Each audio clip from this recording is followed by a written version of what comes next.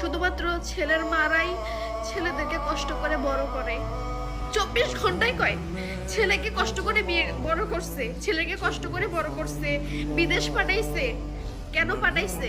কেন কষ্ট করে বড় করছে? আশা ছিল ছেলে একদিন ইনকাম করে খাওয়াবে।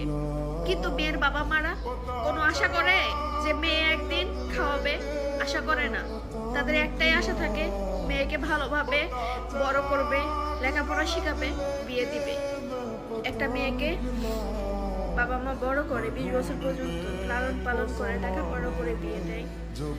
আমরা এসে কি করি? পরের ঘরের ছেলে, সংসার, তাদের মা সবকিছু সামলাই আমরা, তাদের আত্মীয় স্বজন, বোন সবকিছু সামলাই। কিন্তু যারা জন্ম দেয়, যারা বড় করে বিয়ে দেয়, তাদের কোনো কিছুতে কামে লাগে? আমাদেরকে লাগে না। পরের বাড়িতে সবকিছু সামলিয়ে জীবনটা শেষ করে দেয় আমরা মেয়েরা। তারপরেও পরের বাড়ির